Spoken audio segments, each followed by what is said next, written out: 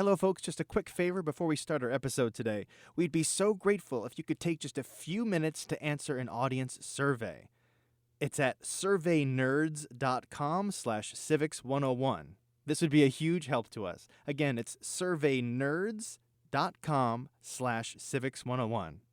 Thank you so much, and here's the episode. Civics 101 is supported in part by the Corporation for Public Broadcasting. I want to run a super quick experiment on you, Nick. All right, let me have it. All right, for this to work, let's just say that you are either a Republican or you're a Democrat, okay? Hypothetically, Yeah. okay, yep. You're moving into a new neighborhood, and you're looking at two different houses. One is next to a person who shares your party affiliation, okay? Your neighbor is the same party as you. The other house is next to someone who identifies as a member of the opposing party.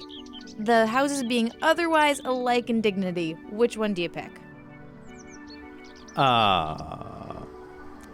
This seems like you're pulling one over on me, but of course I would like to live with somebody who shares my party affiliation and beliefs. Okay. Now, let's throw a third house into the mix. But this house is next to an unaffiliated voter, someone who identifies as an independent. They don't have a party. Does that change your pick? Yeah, honestly, it does. Because I feel like I could learn something from that person, and thus about myself. Why do you ask? If there's one thing that Democrats and Republicans seem to agree on, it's that independents are the best. This is Samara Klar. She's an associate professor of political science at the University of Arizona. And I bring this question up because Samara made this discovery while researching her book on independent voters. When we ask them who they want to live next door to, who they want to work with, people, if they're given a choice between someone from their own party and someone from the other party, they'll of course choose somebody from their own party.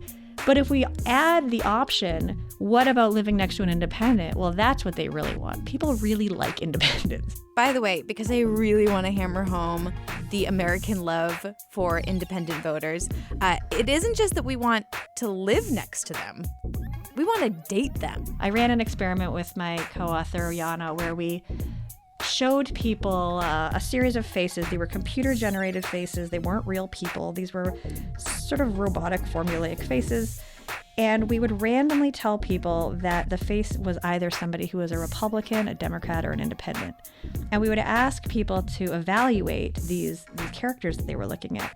And we found that there's a broad consensus across all partisans that independents are more physically attractive, independents are more likable, and independents are more trustworthy. And again, this was an experiment. These were randomly assigned partisanships, and frankly, neither of them were particularly attractive, if I'm going to be totally honest with you. All right, wow. So Americans really love independence. But I want to know, what is an independent? And is it even possible to have no party affiliation? Right. There is a degree to which the independent voter feels almost like a myth, like trying to pin down something intangible. Well, today, we are going to try to pin down the unpindownable. This is Civics 101. I'm Hannah McCarthy. And I'm Nick Capodice. And first things first, what is an independent voter? So this is a constituency or a community of voters that are enormously distressed with the status quo, that are willing to move all over the spectrum without regard to political correctness or party loyalty. This is Jacqueline Salit. She's the president of IndependentVoters.org. She became an independent in the 1970s after being raised in a very progressive left-leaning family. And she still identifies with a lot of that ideology. She just doesn't see the Democratic Party as being the vehicle for it. So when Jackie says move all over the spectrum, does she mean swing voters, like we think of swing states that can go for one party or the other? Is that the thing that makes an independent? Well, it can. You might call a true swing voter a pure independent, right? A voter who isn't just not registered with the Democratic or Republican Party or some third party, but who truly votes for the person over their party affiliation. They can vote for a Democrat or a Republican or a Libertarian or a Green Party candidate, whatever. Are there really, though, even voters out there who vote Democrat one year and then Republican the next? Show of hands, how many of you have at times voted for Republicans and at times Democrats? All of you.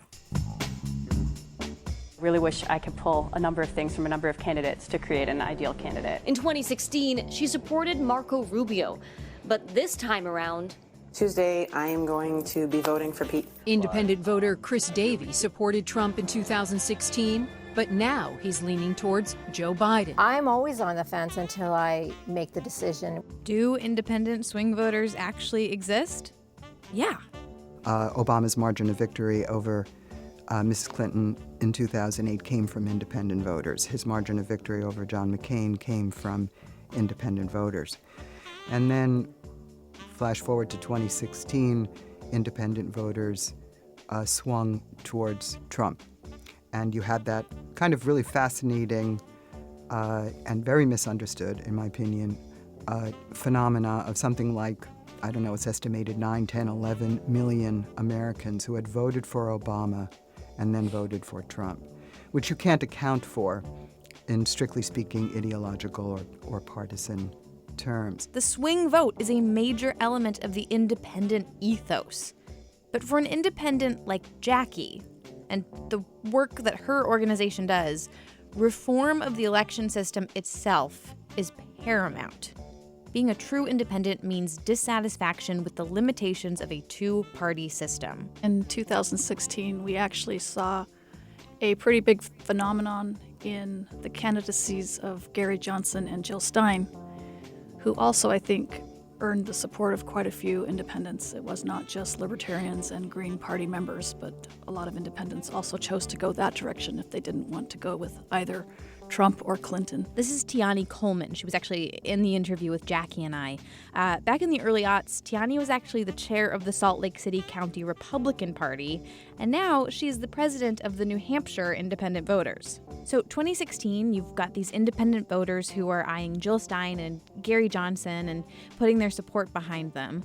But of course, ultimately, those campaigns and candidacies tanked. Part of what really happened was that people could see that the system wouldn't allow them to express a vote for a third party or for someone else other than someone in the two major parties, because we have created a system where people fear the other party so much that they won't take a risk on a third party candidacy because they're afraid that by voting third party they might actually in effect end up helping to elect the person that they most do not want. So part of what we're trying to do as independents is change that system so that people are able to truly express the choice that they want without the system kind of telling them they only have one choice or two choices. This is especially an issue for independent voters in the primary. In a lot of states, you can't even vote without declaring a party affiliation. And this idea of wasting a vote, Samara Klar says that is the reason why independent candidates do not succeed. And there's this sort of nightmare scenario that the party you prefer is going to lose by one vote, and it's because you gave your vote to the independent party who you knew was never going to win in the first place. So that really tends to drive people apart, and that hurt its independence. Take Bernie Sanders, for example. He's the longest-serving independent in Congress, and he's already filed to be an independent candidate in the 2024 Senate race. But he's running for president as a Democrat, just as he did in 2016. So I guess my question to you is, do you consider yourself a Democrat? No, I'm an independent, and I think if the Democratic Party is going to succeed, and I want to see it succeed, it's going to have to open its doors to independents who are probably more independents in this country than either Democrats or Republicans. And he had to spend a lot of that primary trying to convince people he was electable. They weren't going to waste their vote. He was an electable guy. But he didn't run as an independent. I think that was really key. He ran as a Democrat. When we see these sort of independent-leaning kind of characters, Bernie Sanders is one. Donald Trump is certainly one. I mean, he doesn't have a very partisan background. He's donated to Democrats. It's not really clear if he's voted in the past. We don't really know what his political background is. These people who tend to be independent, they succeed when they run as a partisan. They don't succeed when they run as an independent. Okay, all right. This is just like when you got an independent voter who ultimately feels that pressure in the voting booth and concedes to one major party candidate or the other. Because we are a two-party system, and to win, you got to pick a side. So yes, that's true. Most voters do eventually pick a side. Still, Samara says that ever since we started measuring how many independent voters there are in the United States, the number has been climbing. The percentage of independents has increased dramatically. 2016, to my knowledge, was the first election year where a plurality of Americans identified as independent, even in the week following up to the election, which is really unusual. Normally, as a presidential election approaches, most people will tell a survey researcher which party they identify with. That's the period of time where you're most likely to identify with a party. You've been thinking about it a lot, you've decided who you're going to vote for. If you don't identify as a partisan in the week before the election, then you never will. In the week before 2016, we still had more Americans saying, no, I'm an independent. Wait, to what degree, though, was that just voters feeling like they really didn't like either option for a presidential candidate? Now, partially that could be because Donald Trump and Hillary Clinton were both historically disliked by their own voters. These were two candidates that really did not garner a lot of enthusiasm from most mainstream Democrats and Republicans. But it also could be that we had reached this unprecedented level of fighting, bitter vitriol, attacks. I mean, I have a book on independent voters with my co-author Jana, and what we found is that over time, the percentage of sentences in presidential debates that convey insurmountable conflict increases exponentially. Every year, presidential debates become more and more about fighting and attacking each other than about actually debating policy issues. And these are the kinds of signals people are getting when they're looking at the TV to figure out what is a Democrat, what is a Republican, and they see all this fighting and they say, well, that is not me. Now, I should be totally clear. The majority of people who Samara and her co-author identified as independents did admit to leaning Republican or leaning Democrat. And that was ultimately the way that they voted. Identifying as an independent does not mean being non-ideological. There are liberal independents and conservative independents and moderate independents. But on that point, Jackie Salit brings it back to the system itself. And my experience is, from talking to independents across the spectrum, is that the decision to identify yourself as an independent is an act of noncompliance with the system.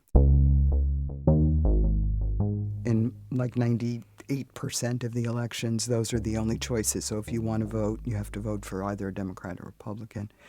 But even beyond that, frankly, in a two-party system like ours, in a system which is so controlled at the top by the parties in every way, at the electoral level, at the policy level, at the national dialogue level, at the level of rules, et cetera, and so forth, for so many Americans to be saying, well, I'm not part of that, I'm an independent, I think is a political statement of great importance. Actually, frankly, I think it's of greater importance than who anyone decides to vote for in any given cycle.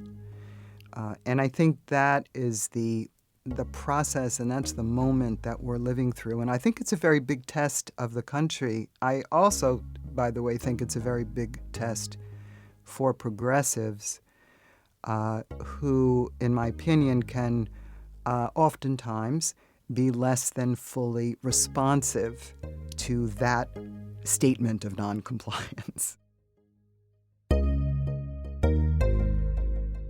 So even if it is kind of semantics, like even if it's symbolic to declare yourself an independent, that symbolism does actually mean something. It's signifying to political scientists and activist groups and candidates that you are fed up with the partisanship.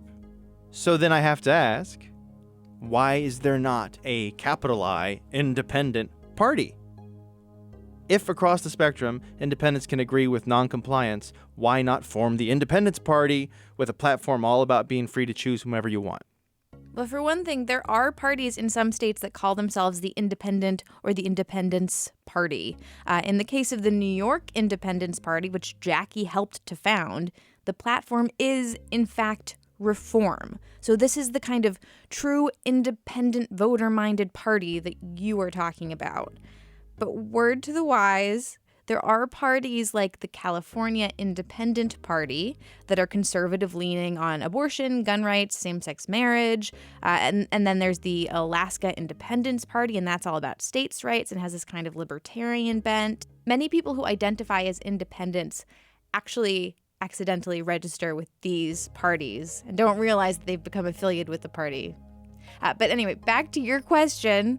Why not form a national reform-based party? Here's some different ways that I think about this. First of all, I don't think at the moment, I don't think that independents as a whole are looking to aggregate themselves into a third party. I think what's happening with independent voters right now is that they're swinging all over the place. Basically, Jackie brings it back to the unpredictability that independents represent. Independent voters don't necessarily want to establish themselves as this unified voting bloc. They also don't want to eliminate the party system entirely. The independent identifier represents weariness with hyper-partisanship and a desire for more than two options. Look, I think in general, if you asked independents, should we ban political parties in the United States of America, most independents would say no. But I think independents would like to have more choices.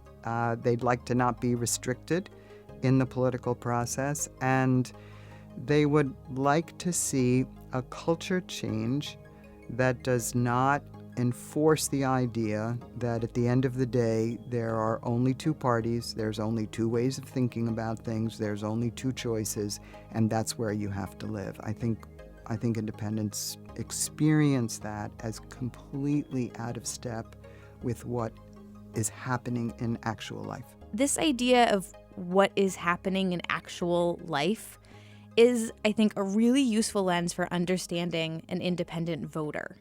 Samara made this point about partisanship versus the average American, and the reason why she and her co-author might be encountering more and more people who identify as independent. What we've found is that there's a real stigma against being a partisan. I mean, if you turn on the news, you listen to the radio, what you hear are angry Democrats and angry Republicans, particularly in Congress, yelling at each other, fighting with each other, unable to have any sort of compromise.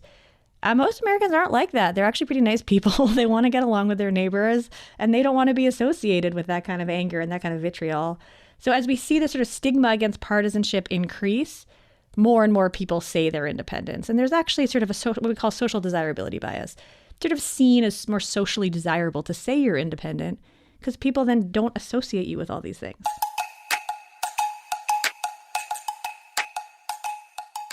So do you think, Hannah, that this rise in the number of people who identify as an independent is maybe a sign that lots of Americans prefer functioning relationships and healthy communication to bitter partisan arguing at the Thanksgiving dinner table? As the co-host of Civics 101, I have to believe that.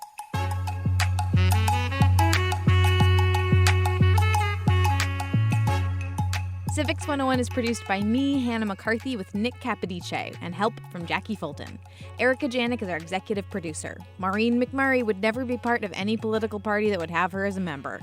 Music in this episode by Chad Crouch, Diamond Ortiz, Kilo Kaz, Spaz Cardigan, Chris Zabriskie, and Wildlight. You can find loads more resources, including educational materials and transcripts at civics101podcast.org. Special thanks to Chad Peace of the Independent Voter Project for all of his help on this episode. Civics 101 is a production of NHPR, New Hampshire Public Radio.